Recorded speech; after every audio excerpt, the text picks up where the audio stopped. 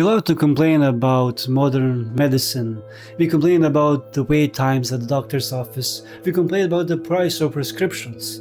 We Google our symptoms at 3 a.m. convincing ourselves that a mild headache is actually a rare terminal brain parasite, and we curse the healthcare system for not fixing us fast enough. But no matter how bad you think the modern medical system is, I can guarantee you one thing: your doctor has never looked at your chest, sighed and prescribed you a tall glass of your dead sister's ashes. Welcome to the medical ward.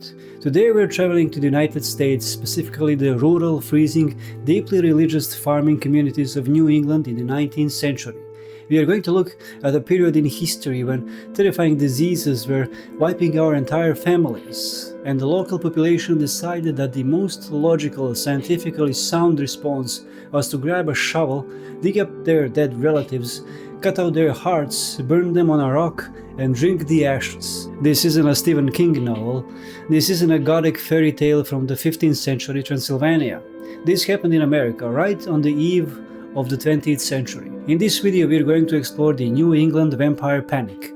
We will look at the horrific reality of tuberculosis, the absolute comedy of the 19th century forensic science, and the terrifying lengths human beings will go to when they realize they have absolutely no control over their own mortality. Put down your WebMD, grab a shovel, we're going to the graveyard.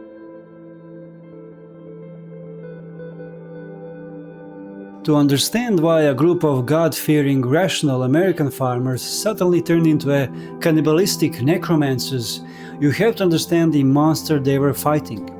In the 18,000s, the leading cause of death in the United States wasn't war or famine or industrial accidents, it was tuberculosis. Back then they called it consumption, and that name was terrifyingly accurate. The disease didn't just kill you, it literally consumed you from the inside out. If you caught consumption, it was a slow, agonizing death sentence. You would develop a violent, hacking cough. You would start coughing up bright red blood. Your skin would turn pale, almost translucent. Your eyes would sink deep into your skull, and you would lose so much weight that you would look like a walking skeleton. You were slowly wasting away, completely drained of your life force. Now, today we know that tuberculosis is caused by the Mycobacterium tuberculosis bacteria. We know it spreads through the air when the infected person coughs. But in the 18,000s, the germ theory of disease was still a controversial, cutting-edge concept that hadn't reached the rural potato farmers of Rhode Island. They didn't know what bacterium was. They couldn't see the enemy. All they saw was terrifying pattern. First, the father would die of consumption. Then, a few months later, the eldest daughter would start coughing. She would grow pale and waste away. Then the son would get sick.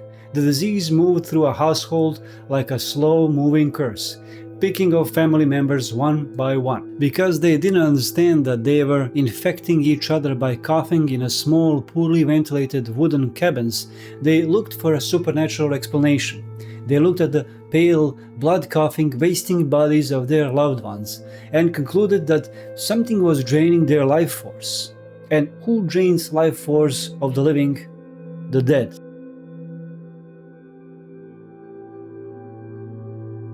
Welcome to the supernatural world, the exact moment when human logic collapses and the weight of grief and panic. The New England farmers developed a very specific, deeply psychotic theory.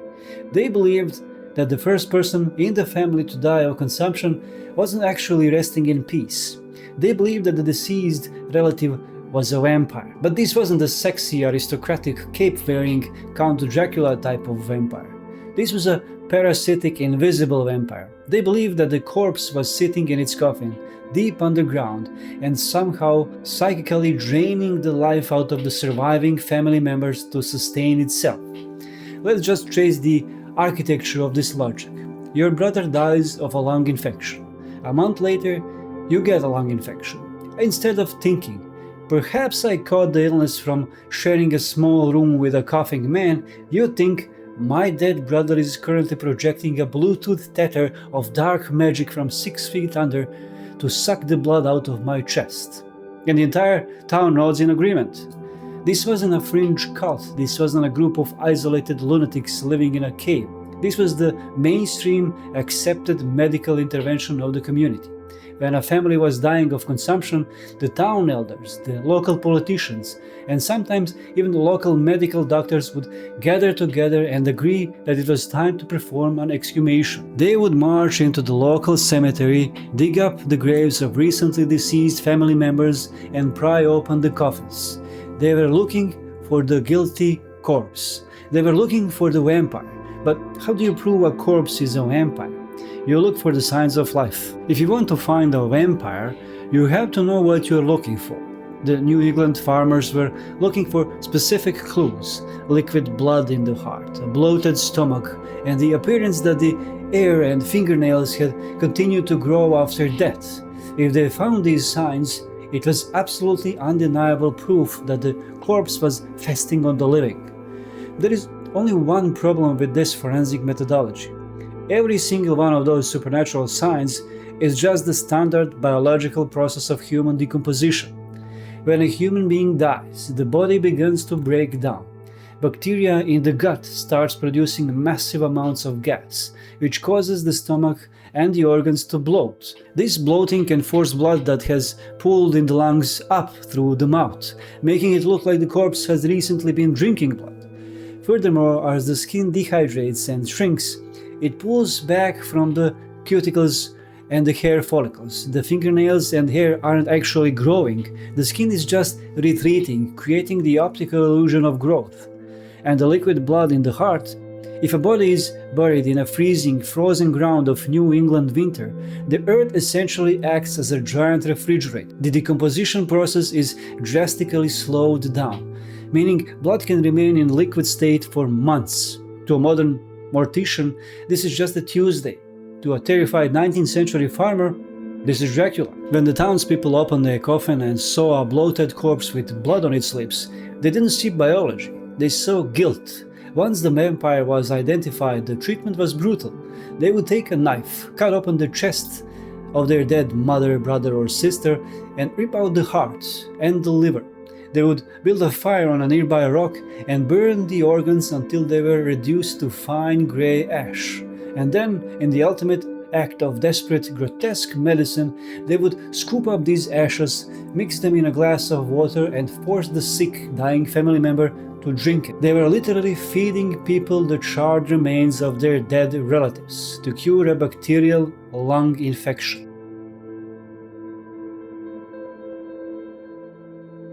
Now, if you weren't paying attention, you might be thinking, okay, Sasha, but this was probably happening in the 1600s, right?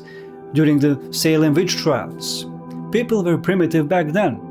No, that is the most terrifying part of this story. The most famous case of the New England vampire panic happened in Exeter, Rhode Island, in the year 1892. Let me put 1892 into perspective for you. In 1892, the Eiffel Tower had already been built. Telephones existed, electric streetlights were illuminating major cities, Arthur Conan Doyle was publishing Sherlock Holmes stories, and in Exeter, Rhode Island, a man named George Brown was digging up his dead teenage daughter to cut out her heart. Welcome to the late void. George Brown was a farmer who had suffered an unimaginable tragedy. His wife Mary died of consumption. Then his eldest daughter, Mary Olive, died of the consumption. Then his 19-year-old daughter, Mercy Brown, caught the disease and died in January 1892. A few months later, George's only son, Edwin, got sick.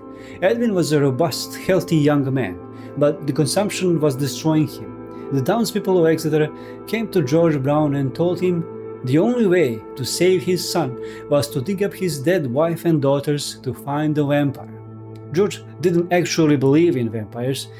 He thought it was nonsense, but the pressure from the community was absolute. When your neighbors tell you they have the cure for your dying son, you grab a shovel. In March 1892, accompanied by the local medical examiner, they dug up the bodies. The mother and the eldest daughter had been dead for years. They were nothing but bones. But Mercy Brown had only been dead for 2 months, and she had been buried in the dead of a brutal New England winter. When they opened Mercy's coffin, her body was perfectly preserved. The freezing temperatures had essentially put her on ice. When the medical examiner cut into her chest, he found liquid blood in her heart and liver. The townspeople gasped. They had found their vampire. Think about the absolute absurdity of this moment. A trained medical doctor is standing in the graveyard. He knows that the girl has been buried in a literal freezer for 2 months. He knows what tuberculosis is. And yet, he stands there, watches a group of farmers cut the heart out of a 19-year-old girl, burn it on a rock, and says, "Yes, this seems like a medical intervention. Carry on." They burned Mercy Brown's heart to ashes. They mixed the ashes with water. Then they walked back to the farmhouse and handed the glass to Edwin, who was coughing up blood in his bed. Edwin drank the ashes of his dead sister, and what happened? Did ancient magic work? Did the vampire curse lift? Of course not. Edwin died 2 months later, because drinking the charred remains of a corpse does not cure a bacterial infection.